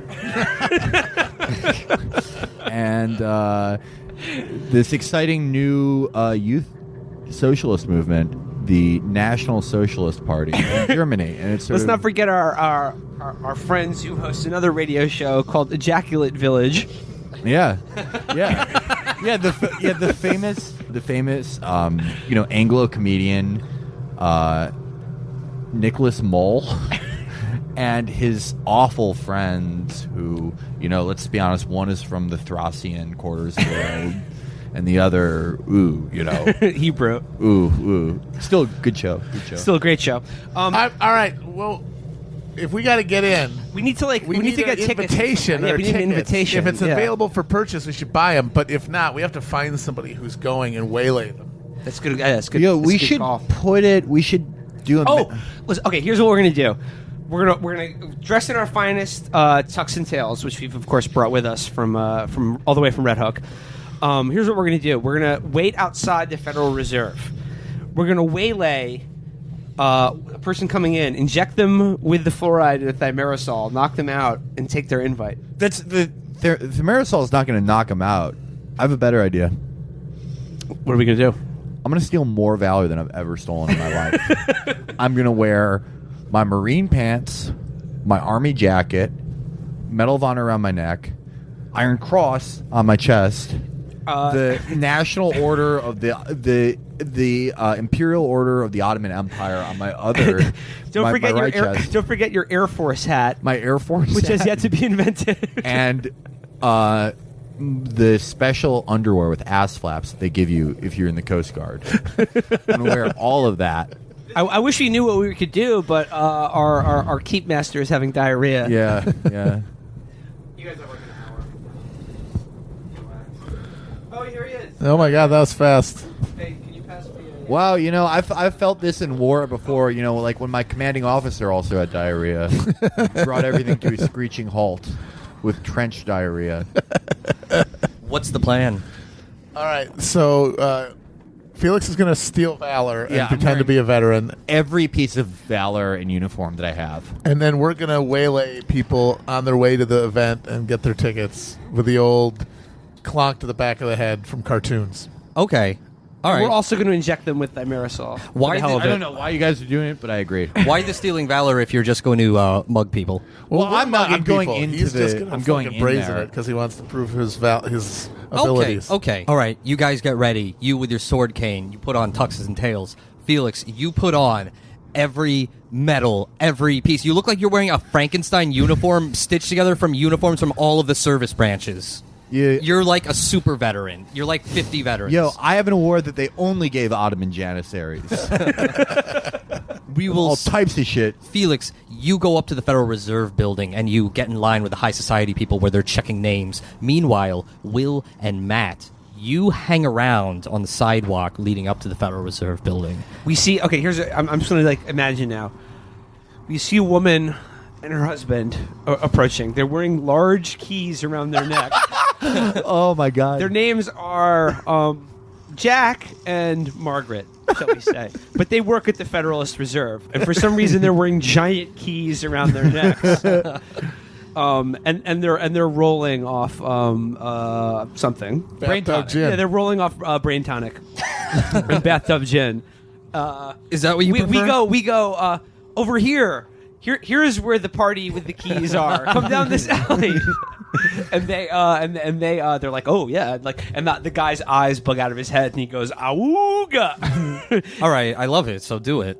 All right, so like we sort of coax Jack and Margaret, who work at the Federalist Reserve, into an alleyway, and then we wallop them, and we also inject them with thimerosal just for the hell of it. You inject them with thimerosal, wallop in the back of the head, and they go down in like a very cartoony way, like, ooh, down I go now. You rifle through their belongings. We also take the giant keys off them. You take the keys, you take their invitations and their IDs. Excellent. Meanwhile, Felix, you march up to the front entrance of the Federal Reserve building.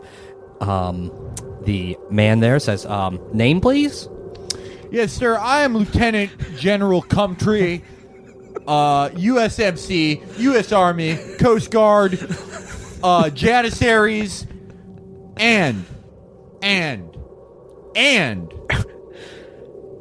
British Raj Air Corps. Do you have an invitation, sir? All right. Well, so here's what's going on here. I know that I'm not on the list, but I do know of a high-ranking officer in there. His name is Colonel Clint Schlinter, and he has a dark secret.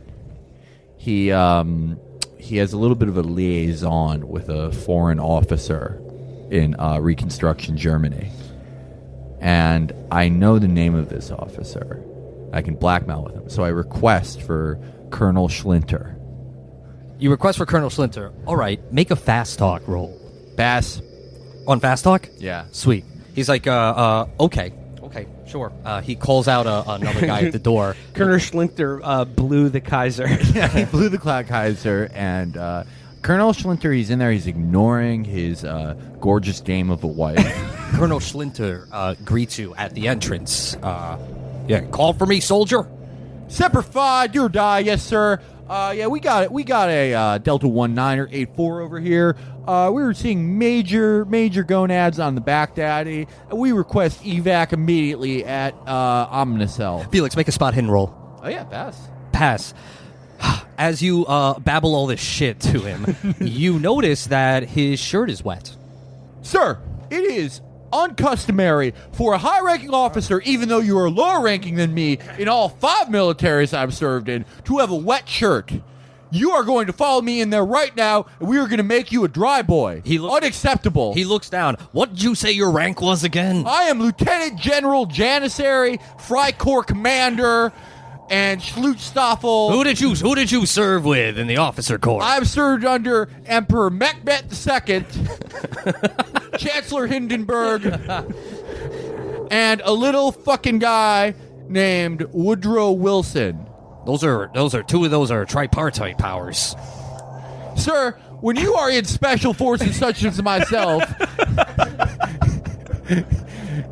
someday your friend one day is your enemy the next day, and vice versa. I actually have a spoken word song about this, and it's called Fake Friends. Do you want to hear it, sir? Proceed. Yo, sometimes the friends will lie in your face, and it's a disgrace. The tripart powers, it makes you sour. It turns your mouth upside down, makes you a frown. But you can't kill yourself in the trench. Not that witch of a wife that's like a knife in your back, a heart attack of custody. I have no trust in me, but I gotta prevail. I gotta sail across the ocean for my daughter. I love you. I'm quitting thalidomide for you. I'm 3 hours sober. Schlichter listens to your spoken word jazz, is kind of spellbound by it. He also feels his shirt now. It's wet around the nipple area. And he goes, oh, damn it. All right, he's with me. Come on, come in. 8 Mile. You walk inside the lobby of the Federal Reserve Building. There's a handful of high society types here. The event itself is upstairs in the atrium. Sir, requesting permission for top-level reconnaissance, consolatory towards Protocol 0 AVAC 2. Yeah, just go up. I gotta take care of something. He scurries Bye. off. All right. Good luck with your wife. Also, say at this point, Will and Matthew go up to the door and ask for your invitations, names. I'm Mrs. Sylvia. My name is Jack. I'm Molly. Jack Hawthorne, Molly, and this is my wife, Margaret Sanger. Fitzgerald. You're These are our keys. Send us to the party. He looks at Matt and says, "You're not a woman." How dare you, sir? You have insulted me deeply. We will duel now unless you let us into the party. All right. He backs down, looking around. Yeah, there are some real mules here. So, like, real dowager types. So he's like, yeah, this, like, 65-year-old fucking limping doctor who's clearly a man. He's like, all right, okay, not my job. I'm not the police here. I just work here. You go in and you meet Felix in the lobby. Okay, mission accomplished. Wait, aren't I in the second level? Well, I just say you're all together before you go up. Everything seemed to work out so far. Immediate thing you all notice, though, this is very upper crust crowd. But there's also a relatively... Can we do some reconnaissance on the bathrooms and just make sure there are no sickos in there? Yeah. Yes, you can. But first, let Very me just serious. describe Yeah. this. Will, you notice there is a rather above average number of Irishmen and Italians wearing tuxedos here. It gives new name to the phrase monkey suit. They are... they are chatting it up with Protestant leaders. Again, sickened, vision washes over me yet again of my sister covered in rats. This happens to me quite frequently, but it's acutely intense right now. I believe you wanted to go to the bathroom. We need to do reconnaissance on the bathrooms just to make sure that there are no sickos in there. You head into the men's room. It's rather lavish. Yes, this is what the Federal Reserve spends your money on, by the way. Marble bathroom. The attendant hands... His name is Mr. O'Grady. The attendant hands each of you a cup. Oh, a cup. An empty cup. And I'm like, do I pee in this cup? Your business, sir. Oh, wait a minute. Are you collecting our urine? Yes. May I ask for what purpose? Oh, were you not invited to this event? I got this, guys. Don't worry, I got this. Lieutenant, bathroom commander. I'm a top secret. I'm a top secret soldier. So my urine actually has its own security clearance, which you're not qualified to handle. You see, my urine is top secret, and you could touch it, but you would immediately get thrown in jail by FBI subdirector Comey. You mean the Bureau of Investigation? Whatever it's called. I don't know. I have PTSD. I don't remember things. But I just know my urine is too secret for you. As you wish, sir. I tell Mr. Grady that my boy is a very willful one who's attempting to bring an outside party into this party. But when in Rome, I piss in the cup in front of him. Yeah, I'll take a piss. You piss in the cup. Now what? You hand it to him. Yeah, I go, cheers. Here you go. We're talking about piss, mate. He collects the cups and puts them on a tray with a few other cups of urine and says, "Thank you. A wet nap, sir. A hot towel." Permission denied. I never wash my hands in a bathroom. All right, well, we get out of the That's bathroom. for Jews and we Chinamen. Go back to find what We the have hell's going sufficient on. natural oils to never have to wash. Stand down. All right. Yeah, I presume you're going to the atrium? Yeah. Yes. All right. You walk up the grand staircase up to the atrium. It is glass-ceilinged, and guests here are chatting, enjoying hors d'oeuvres, and admiring this strange modernist artwork beneath the clear, starry sky. You notice here just the fucking elite of Washington, D.C., 1920s. But it's odd because you think modernist artwork, this is like decadent young people thing. Why are these like old politicians and lobbyists and business magnates all in thrall of them? And also, why are they cavorting with Italians and Irishmen? Oh, boys, I see the famous Beltway journalist Matthew Glacier around here. That is one big boy. Wait. There's fellow Washington journalist Edgar Pond, and he's doing spoken word jazz as well. Maybe you should battle him. Yo, Pond. You straight out, your style is chump. All the shit you be saying about the League of Nations resolution is chump.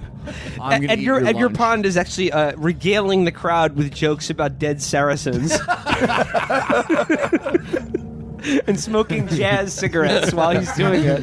Now what? You're in this big chatty art gallery atrium thing. I think we need to do what we always do. Split up, trying to find any doors to basements or secret rooms or documents. Well, what if we use our Got to library? roll documents, sir. What if we use our occult ability? Like, Will, you should use your occult ability to look at the thing and decipher. Yeah, something. good call. Can I do that? You're going to look at paintings? Yeah, can I do an occult roll? If you're splitting up, I want to know what everyone else wants to do. I think Felix should try to go in the women's bathroom. Actually, you know what? That's not a bad idea. This is getting weird. I would urge you not to go into the women's bathroom and instead do the door strategy with All right, Matt. I'm gonna do. Okay, fine. All right, Felix and Matt, we'll start with you. You see that the servants carrying platters and glasses of non-alcoholic beverages seem to be coming in and out of one cordoned-off area. You sneak in through there, knowing that, if anyone said it's off limits, you obviously outrank them as human beings. And you find a service elevator. All right, what kind of elevator is it? There are actually two sets of service elevators. One is Otis. One is of the Thyssen Corporation. All right, buddy, because one of these elevators is constructed just like by absolute dog shit, terrible abomination. So basically, one of us is going to live, one of us is going to die. Being the troop, I will take the Otis elevator. You take the ThyssenKrupp. Okay. Just Thyssen. The ThyssenKrupp Right, Corporation right. won't exist until I was just 1999. saying, like, if they merged. Matt, you go into the Thyssen elevator. Where do you go? There's just a few floors and a basement level. Oh, give me the basement. You hit the button. That door closes like that. This door time is so low, shockingly low. You're like, how has science done this? It's amazing. You live in this great era of just every possibility. You arrive in that basement fully refreshed, recharged, and ready to keep up your investigations. Add 3 hit points. Felix. I'm prepared for this. You also hit the basement level. This door, it like does that thing where like the door closing stutters, and it's just like banging. It doesn't even close properly. Like they leave a gap. It's disgusting how they treat veterans. The elevator breaks down between the first level and the basement level. Now what? All right. Can I open the top of the elevator? Like, is there a vent thing like some elevators have? How are you going to get up there? I'm going to jump. Roll your jump. Fail. All right. You fail. You don't do it. All right. Well, is there... I think jumping is a dumb way to do it, but could I, like, get on the hand railing? Like, Okay. bounce in there? Good idea. That's totally a pass. Yeah. Holy shit. All right. If only the Free Beacon guys had done this. Good push. You shimmy up the rope and manage to kick through the doors on the first floor. You find yourself in another part of the lobby area. What do I see? You're by the Thyssen elevator and the stairwell. All right. I think I still want to make it to that basement. I get in the Thyssen. Okay, you get in the Thyssen. Again, great ride. You feel so good. Now, this kind of just like cleanses you of all the stress and horror of that Otis elevator. I feel great. You arrive on the basement level where Matt is, and Matt's like, "What took you so long?" You should see the other guy. Will. Well, if that's the case, I should probably go downstairs. Join my comrade investigators downstairs. Sure. I'll say you decide to take the stairs. So the three of you are down there. You're in... This is not actually the service area. This is just the basement in the Federal Reserve building. Remembering back to that note, you It said something would be lacking in room 101. Make all a listen roll, everyone. I failed. Okay. Matt's got some I good- pull out he's got my some good ass old-timey. I pulled out my old-timey ear horn. Matt, you hear coming from down the hallway a suckling noise. Oh shit, that doesn't sound good. But at this point, our mission is clear. We must move towards the suck. You creep towards the door. It's room 101 and it's slightly ajar. Now what? We try to go to the door through the door at the same time, like the Three Stooges, and get stuck. That's what it is. It's going to be a Three Stooges type peeking. You all see into this room. Here's what it is. It's rows of these high society men, senators and cabinet members and people like that, All of them have their shirts open. And they're all just sitting on stools, idly chatting, smoking cigars, and things like that. On each one of them is lactating. Milk dribbling from their nipples down onto towels that rest on their bellies. Women wearing like Swiss Miss Milkmaid outfits, going around with buckets and periodically wringing out the towels into a bucket. Everyone make a sanity roll. Fail. Pass. Pass.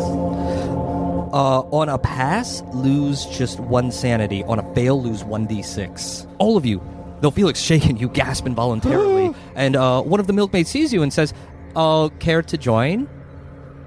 No, ma'am. I'm actually here from protocol Blue Angel 70. One of the cigar-smoking, lactating men says, well, thank you for your service. You are welcome, sir. I did it for you. Yeah, I Specifically. did it for you personally, sir. The greatest gift you can give a veteran is to lactate with the freedom that I earned you.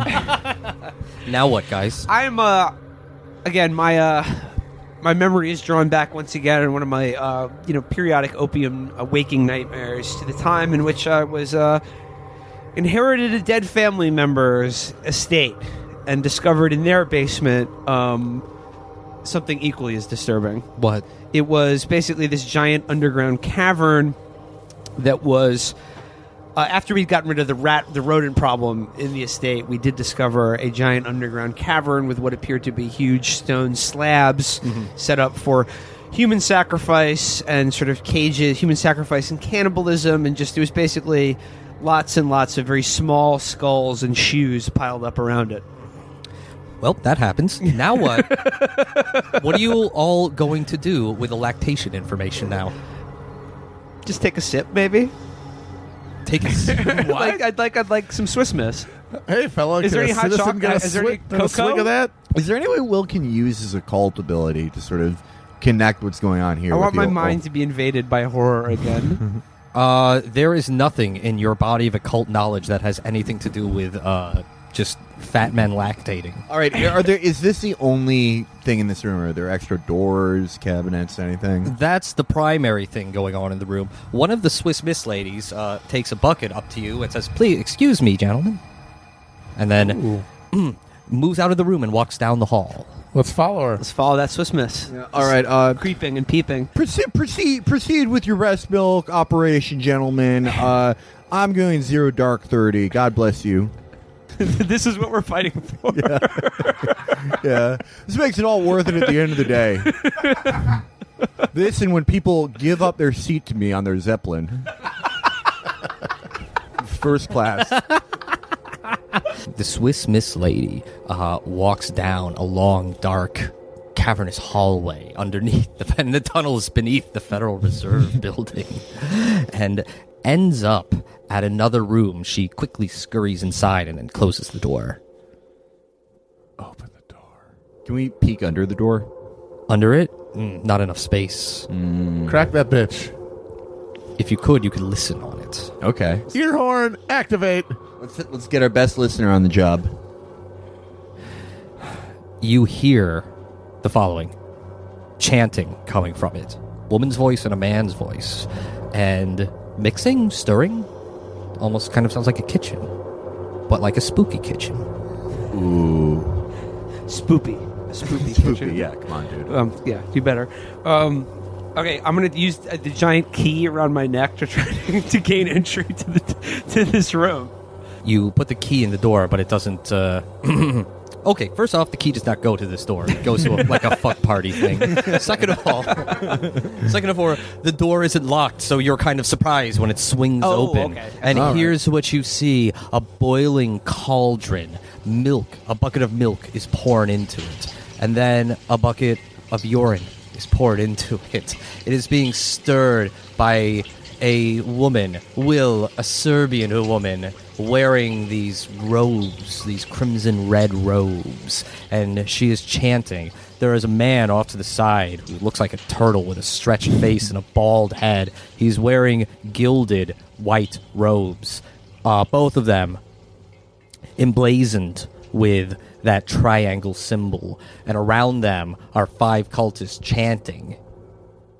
I start chanting with them, because anytime chanting goes on, I just need to take part.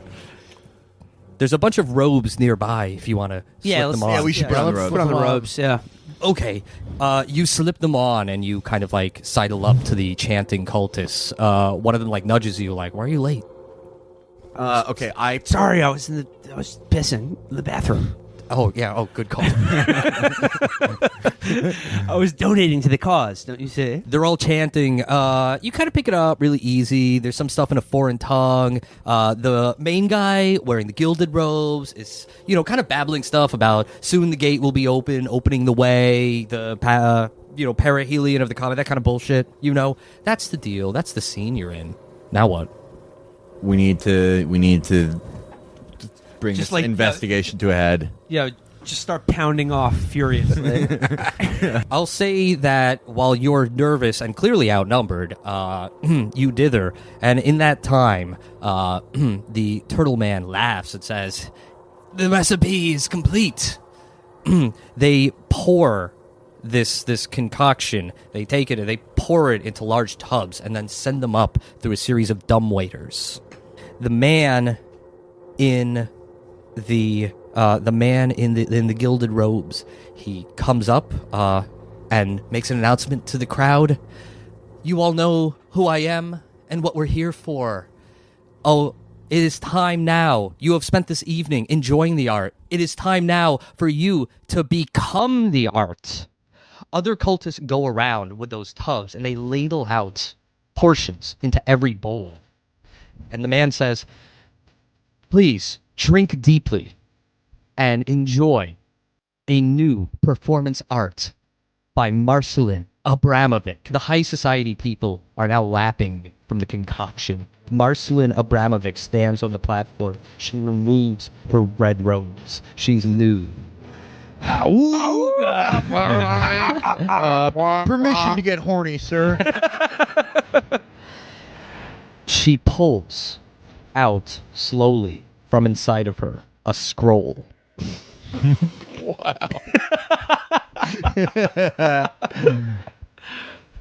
She reads from the scroll. It's a chant in an ancient tongue. More chanting, that kind of crap. You get it. You pick up the words Azathoth, Yog-Sothoth, Pope Pius.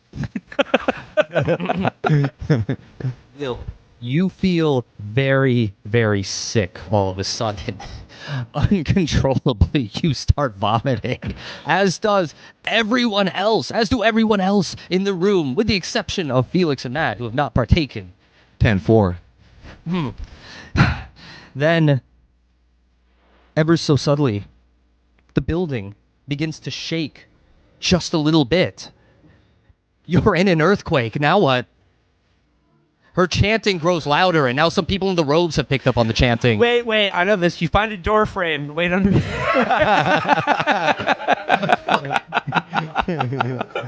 I blast through my first dipe layer, but thanks to my foresight, I have a second dipe layer to keep me dry as the need to be.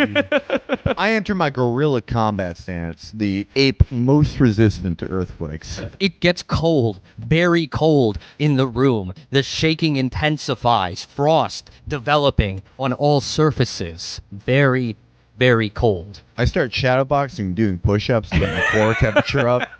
If you look over at the man in the gilded robes. He's staring at the atrium as the chanting grows louder and louder to the point that it's intolerable to hear.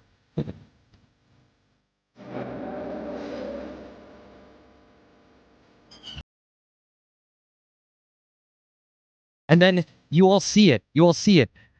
Ahead, a comet passes through the sky, and the man in the robe starts laughing uncontrollably, saying, yes, it's finally happened. 800 years, it's happened. In the center of the room, right in front of the platform, it appears like a dark hole, like a black hole, but then a form emerges from it. This form, a head, a large head with 3 legs arranged radially around it. The head it is like the head of a man with glossy eyes, like a Medusa head, but instead of snakes for hair, it has tentacles. Everyone make a sanity roll. Fail. That's not good. I passed it very easily. Felix, lose 1d4 sanity. Will and Matt lose 1d12. Okay, wow, alright, both of you have gone temporarily insane. Will, roll a d10. Will, psychosomatic disability. I'll say because you see an awful 3-leg monster, you lose the loss of your legs, and they go to jelly and you collapse on the floor wailing. Matt, you rolled a 5? Significant person. Review the investigator's backstory entry for significant people. What's your significant My person? significant person is the twin brother I hate, and that I've always been haunted by the fact that I never killed him when I had the chance. The investigator mistakes another person in the scene for their significant person. I'll say you mistake Felix for your twin brother. You motherfucker! Stand down, soldier.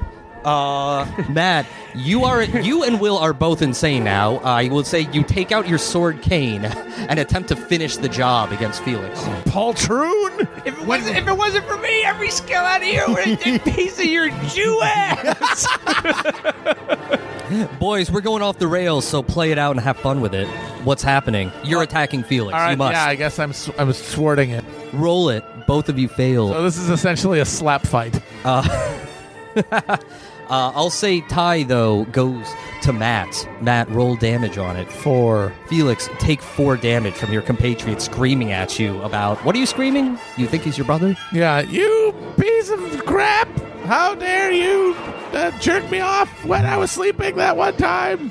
Okay, I want to use my marine fighting technique to roll to sweep him, take his back, and submit him. It's going to be a brawl. Roll fighting brawl. Is that 100? 0. That's 100. I failed. All right.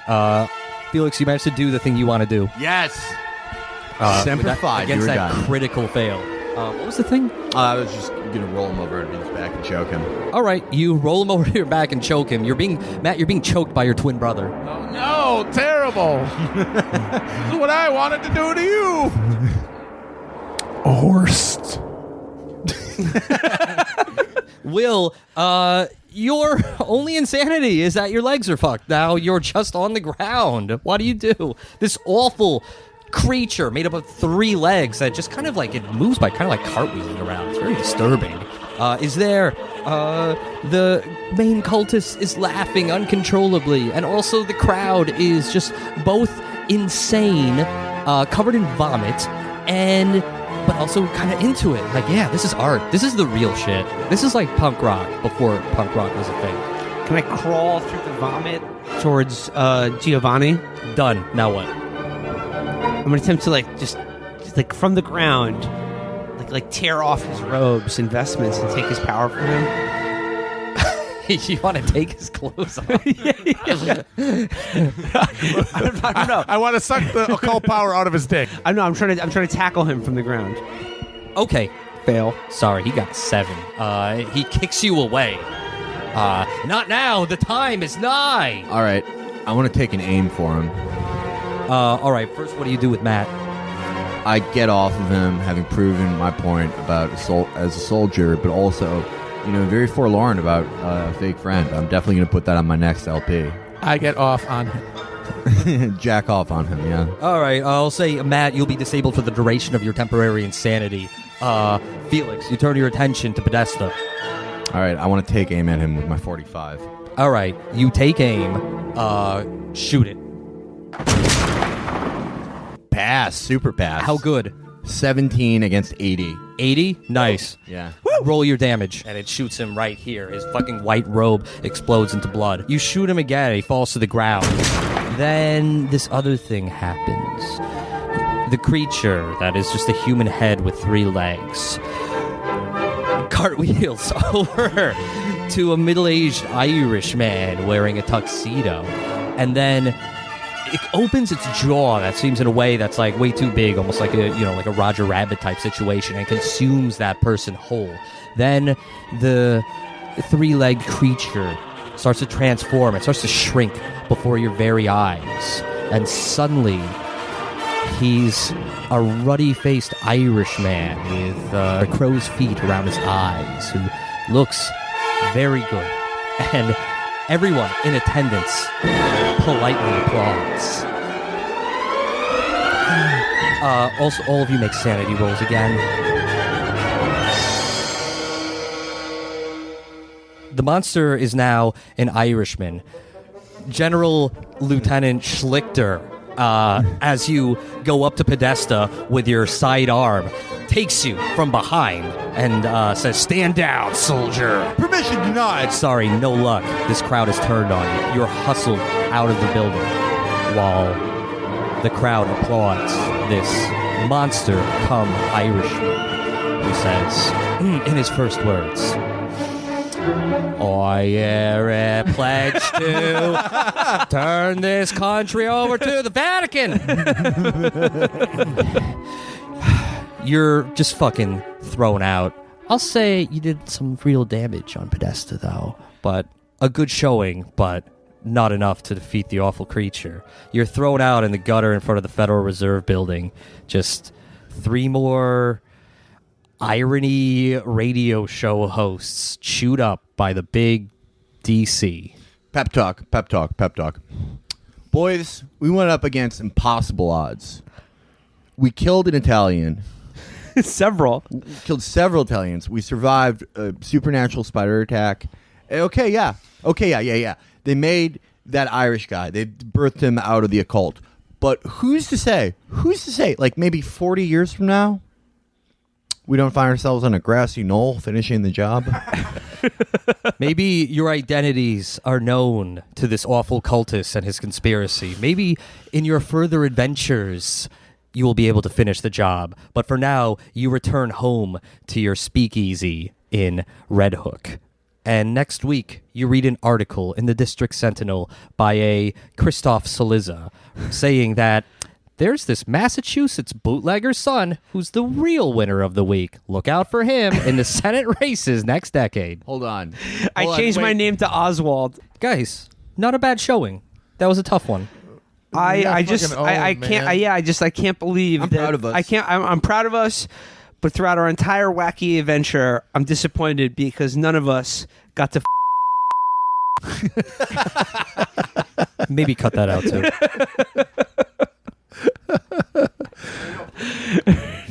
Next. Oh wait, it looks like there's another white jazz spoken word song. Guess who's back? Back again. Pizzagate. Tell a friend. Guess who's back? Guess who's back? Guess who's back? Guess who's back? Triangles on the wall. Children's balls. Guys, I hope you enjoyed your foray into gaming, and as it is said, you learn more in an hour of gaming than you do in a lifetime of conversation.